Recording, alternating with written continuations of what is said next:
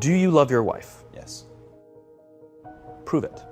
Like, what's the metric? Give me the number that helps me know, right? Because when you met her, you didn't love her, right? Now you love her, right? Tell me the day the love happened. It's an impossible question. She didn't fall in love with you because you remembered her birthday and bought her flowers on Valentine's Day. She fell in love with you because when you woke up in the morning, you said good morning to her before you checked your phone. She fell in love with you because when you went to the fridge to get yourself a drink, you got her one without even asking. She fell in love with you because when you had an amazing day at work and she came home and she had a terrible day at work, you didn't say, yeah, but let me tell you about my day. You sat and listened to her awful day and you didn't say a thing about your amazing day. This is why she fell in love with you. I can't tell you exactly what day, and it was no particular thing you did. It was the accumulation of all of those little things that she woke up one day and as if she pressed a button, she goes, I love him, right? Leadership is exactly the same. There's no event. There's no thing I can tell you you have to do that your people will trust you. It just doesn't work that way. It's an accumulation of lots and lots of little things that anyone by themselves is innocuous and useless. Literally, pointless by themselves. People will look at little things that are good leadership practices and say, that won't work. And you're absolutely right. But if you do it consistently, and you do it in combination with lots of other little things, like saying good morning to someone, that looking them in the eye. My friend George, who's a 3-star general in the Marine Corps, he says his test for leadership, and I love this, he goes, his test for a good leader is if you ask somebody how their day is going, you actually care about the answer. Right? The number of times we're walking to a meeting, we're rushing, we go, how are you? Not good, I got to get to you later, I'm late for a meeting. Right. If you ask the question, you were standing there and you were listening to the answer. It's those little innocuous things that you do over and over and over and over that people will say, I love my job. Not I like my job. I like my job means, yeah, the challenge is great, they pay me well, I like the people. I love my job means, I don't want to work anywhere else. I don't care how much somebody else is willing to pay me. I'm devoted to the people here, and I care desperately about the people here as if they were my family. In business, we have colleagues and coworkers. In the military, they have brothers and sisters. That's how they think of each other, right? If you really have a strong corporate culture, the people will think of each other like brothers and sisters. It's like a family, right? No, brothers and sisters. Deep love. Fight, but the love doesn't go away. Right? Bicker, the love doesn't go away. And I'll fight with my sister, but if you threaten my sister, you're going to have to deal with me. Right. Right? We'll fight internally, we'll bicker with each other, but nobody's going to hurt each other. And if anything from the outside shows up, you're looking at a unified front. Brothers and sisters. Now, how do you create brothers and sisters out of strangers? Common beliefs, common values. Parents, in other words, executives who care about their children's success, who care to raise their children, teach them skills, discipline them when necessary, help them build their self-confidence so that they can go on and achieve something more than you could have ever imagined achieving for yourself. The one thing I am comfortable saying that all effective leaders must have is courage, because it is hard. It is hard to stand up against outside pressure. It is hard to stand up to an external constituency who's pushing you to do something for their short-term gain, to do the right thing for your people. It is hard. It is thankless. It is lonely. Sometimes you get fired. Sometimes you get in trouble. Sometimes you'll lose your job and the next guy will get all the credit. It's all true. And the courage to do the right thing in the face of overwhelming pressure, only the best leaders have that courage. Only the best leaders. And here's the folly. Courage is not some deep internal fortitude. You don't dig down deep and find the courage, right? It just doesn't exist. Courage is external. Our courage comes from the support we feel from others. In other words, when you feel that someone has your back, when you know that the day that you admit you can't do it, someone will be there and say, I got you. You can do this. That's what gives you the courage to do the difficult thing. It's not going off to an ashram by yourself somewhere for 4 weeks and coming back and finding the courage. It's not what happens. It's the relationships that we foster. It's the people around us who love us and care about us and believe in us. And when we have those relationships, we will find the courage to do the right thing. And when you act with courage, that in turn will inspire those in your organization to also act with courage. In other words, it's still an external thing. That's what inspiration is, right? I'm inspired to follow your example. But those relationships that we foster over the course of a lifetime will not only make us into the leaders we need to be and hope we can be, but they'll often save your life.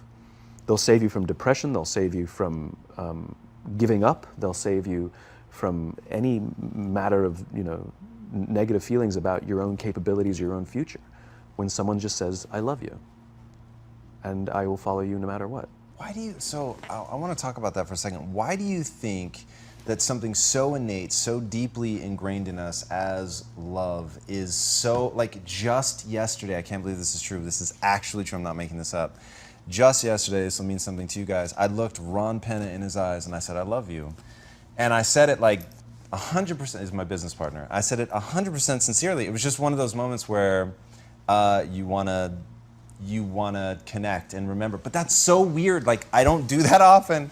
And it's so interesting that it becomes out of context, maybe is the best way to say it, because like at home with my wife, it's so easy and I love to embody it and I love to feel it and it makes me feel awesome. But then I come into the office and there's something about the context that makes it weird. Yes, two perspectives. One is, this is what vulnerability is, right? Being vulnerable doesn't mean crying. Being vulnerable means willing to admit you made a mistake. Being vulnerable is the willingness to say, I need help. Being vulnerable is the willingness to express the feelings you have towards someone without fear of what other people may think of you by making that expression. And most people, especially if they don't have a trusting environment or a strong corporate culture, most people don't want to feel vulnerable. It's dangerous to feel vulnerable. If you admit you made a mistake or you don't know what you're doing, you've been promoted into a job that you have no clue or no business being in that job, lying, hiding, and faking is a much better option, right? But for the fact that it's more stressful and ultimately the results will falter, right? It's counterintuitive. But that's what a strong environment means. It means I can be vulnerable. So the fact that you can say that out loud means that there's a loving, trusting culture here that is okay with you being vulnerable. Nobody's thinking, oh my God, this company's going downhill, this guy's nuts. He's blubbering all over the place, That's not what people are thinking. I mean, some people are probably thinking it.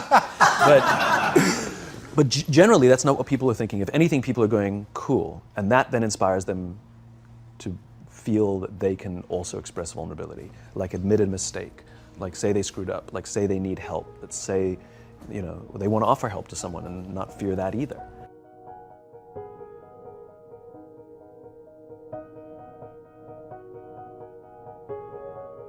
You've talked super powerfully about that like an alcoholic, if you don't master the step of helping somebody else beat the disease, that you never really fully beat it yourself, and that the parallel between being a leader requires that same thing, you taking ownership for helping somebody else be successful and building trust through that. Yeah, the example you're using there is the 12-step program. We all joke about the first step, admitting you have a problem, but it's the 12th step that matters. If an alcoholic masters all 11 steps and not the 12th, it's highly likely they'll drink again. If they master the 12th step, they're much more likely to overcome the disease. The 12th step is the commitment to help another alcoholic. It's service. And this really is the most powerful thing in the world, which is, it's not about us, it's about others. There's an entire section in the bookshop called self-help. There's no section in the bookshop called help others, right? And it's not about how can I lose 10 pounds? How can I find the job that I love? How can I find the love of my life? No. It's not how can I lose 10 pounds, it's how can I help somebody I care about live a healthy lifestyle. It's not how can I find the job that I love, it's how can I help somebody I care about find a lifetime of joy in their work. It's not how can I find true love, it's how can I help my friends settle down and live the life they want to live.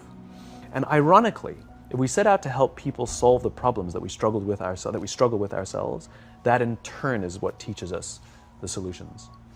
Yeah, that's incredible. And the thing that really is this is so important to me is the human desire for connection is so strong, and we sort of check that at the door when you come into an office, and yet you're giving so much of your time to the office that you've said that, loving your job is a right. It's not a nice to have. Not a privilege.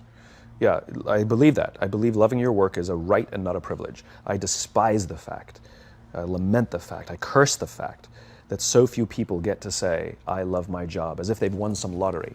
You go out with your friends and somebody says, I love my job, and everybody goes, oh my God, you're so lucky, right? That to me is madness. Everybody, the vast majority, should get to wake up and say, I love my job. It is a right. It is a God-given right that we should love where we work, and we should demand it. We should demand that our leaders provide an environment in which we want to come, where we want to care about each other, where we feel safe to express our vulnerabilities and our fears and our concerns, that we're open to correction and discipline and feedback, that we're not defensive because we know that it's being given to help us improve and grow, and we want to improve and grow.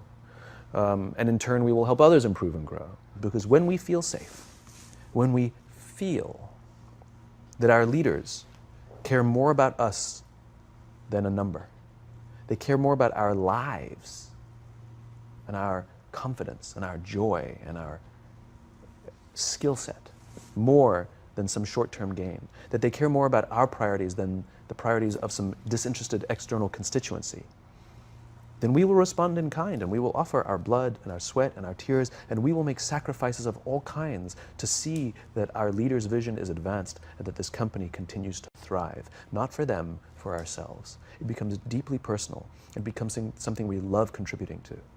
I talk about it all the time. Working hard for something we don't care about is called stress.